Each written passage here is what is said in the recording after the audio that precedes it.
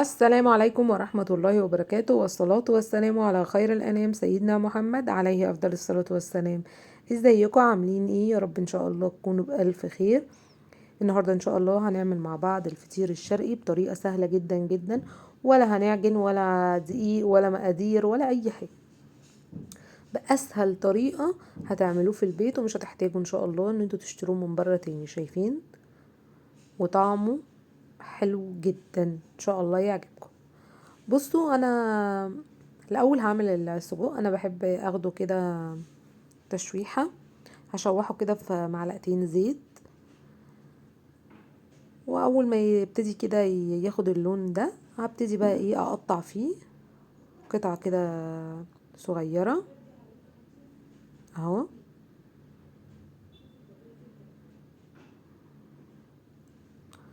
بالشكل ده، وهشوحه. وده بقى شكله. طبعا كل اللي فيه ده انا هصفيه منه خالص.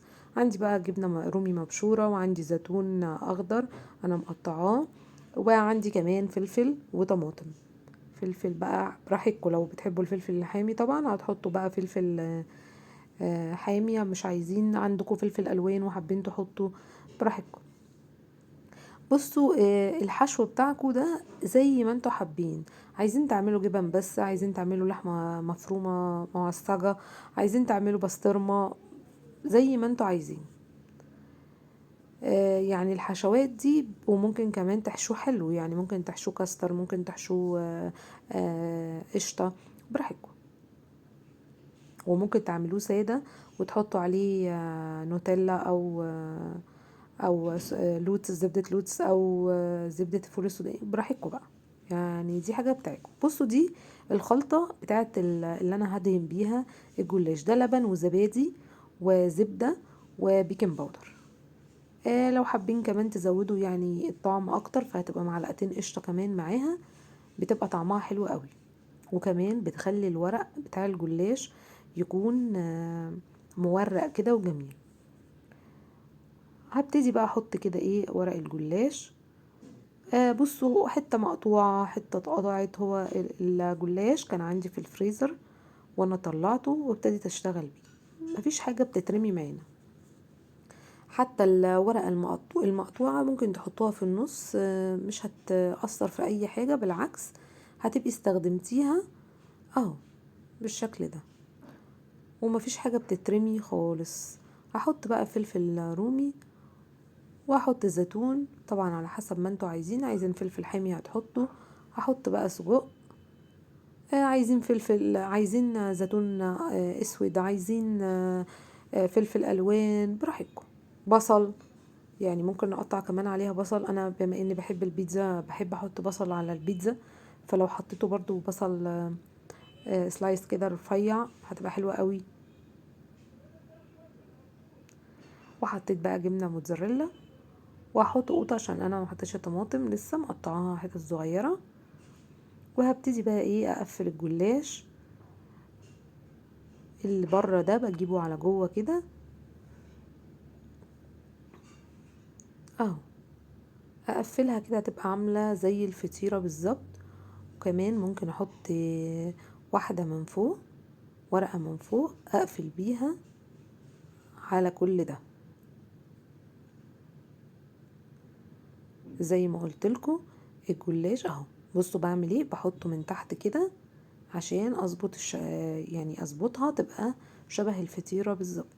ولا عجلنا ولا ريحنا العجينة ولا خمرنا ولا اي حاجة، سهل جدا. وجبت بقى معلقة قشطة كده، ورحت مسحة عليها على وشها من فوق عشان تبقى طرية كده وايه، وطعمها كمان يبقى جميل.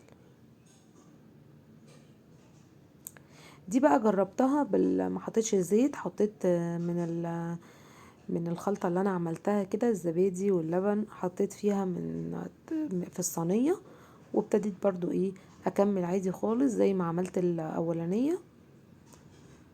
طبعا زي ما قلنا ممكن تحشوها اي حاجة، ممكن تعملوها سادة وبعد كده ترشوا عليها سكر بودر، او تعملوها تحطوا عليها لبن، لبن سخن تحطوا فيه سكر وتسقوها بيه. ممكن كمان نحط فيها القشطة الكدابة اللي هي المهلبية، وفيها معلقتين قشطة كده بعد ما بتستوي من غير سكر. تحشوها بيها، وبعد كده لما تطلع تحطوا عليها سكر بودر، بيبقى طعمها حلو قوي، وخصوصا بقى في الشتاء الولاد بتبقى عايزة حاجة حلوة كده وسريعة، مش عايزين يبقى فيه وقت يعني. وكمان في نفس الوقت برضو بصراحة يعني ورقة الجلاش لو خدنا نصها عملنا بيها مع نص كيلو لبن هتعمل يعني كذا واحدة، هتعمل فطاير تعتبر كتير وحاجة حلوة والولاد هيحبوها. ممكن كمان تعملوها وتحشوها زي ما انا عملت كده وتطبقوها ورقتين، تتنوهم وتحشوهم وتطبقوهم فيهم الخلطات دي، وياخدوها معاهم المدرسة في اللانش بوكس تتقطع كده تغيير يعني. دي تغيير عشان الولاد ما يحسوش ان هو سندوتشات جبنة، سندوتشات لانشون، سندوتشات بطاطس محمرة، لا نغير بقى ونديهم حاجة تانية. يعني عشان تحبوا تغيروا ممكن تحشوها كمان بقى بسطرمة، ممكن تحشوها لحمة مفرومة زي ما قلنا، ممكن تحشوها سبانخ تشوحوها في بصل ومعاها قطع فراخ وجبن وكده هياكلوها. يعني حاجات كتير قوي. طبعا الحشوات احنا بنقول الفكرة، بس الحشوات دي كل واحد بقى وعلى حسب ما هو اللي عنده يعني، يوظف اللي عنده. حطيت بقى معلقتين قشطة كده وحطيتهم بقى في الفرن. لقيت بقى ايه عندي كم يعني واحدة جلاش لسه ومش عارفة اعمل ايه، فعايزة اعمل لهم حاجة حلوة، فقلت انا هعملها من غير اي حشو. واللي عاوز بقى ياكل بيها ممكن، لو حد عايز يغمس بيها جبنة يغمس بيها عسل اسود براحته، لان هي بتبقى يعني طبعا مش هقول لكم ان هي طعم الفطير المشلتت بالظبط، بس طعمها حلو يعني، يمكن احلى من الفطير اللي احنا بنجيبه من بره الجاهز، بنجيبه من الافران وكده، طعمها حلو. ف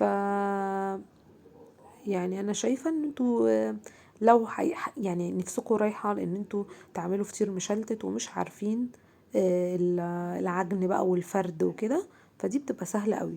ممكن كمان تعملوها في فطار، يعني تعملوها وساده كده وبس، تحطوا بقى فيها يعني مثلا جوه في النص معلقتين قشطه زي ما انا حطيت كده، عشان تديها طبعا طعم وتوريقه، وتاكلوا بيها جبنة عسل اسود عسل ابيض براحتكم.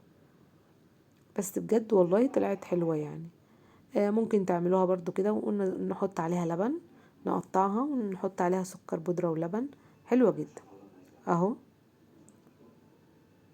هدخلها بقى الايه، هدخلهم الفرن، مش هتاخد وقت اهو. بصوا شكلها اهي اهو. عايزة اقول لكم بصوا، بصوا التوريقات، طبعا هي سخنة اهي، جميلة جميلة جميلة جميلة بجد، هتعجبكم قوي. هنرش بقى عليها سكر بودرة، نحط عليها لبن زي ما تحبوا اهو. حد بقى انا حطيت كده عشان ممكن حد يكون عايز ياكل بيها عسل مثلا، يغمس بيها عسل، براحتكم. كل واحد زي ما يحب يا جماعة يعني، دي بقى حريتكم، وطبعا الاكل بيبقى كل واحد ومزاجه. هنا بقى كنت خلاص خلصت وهنقعد ناكل اهو. ان شاء الله تجربوها وتعجبكم، ولو عجبكم الفيديو لايك وشير وسبسكرايب لقناتي، والسلام عليكم ورحمة الله وبركاته.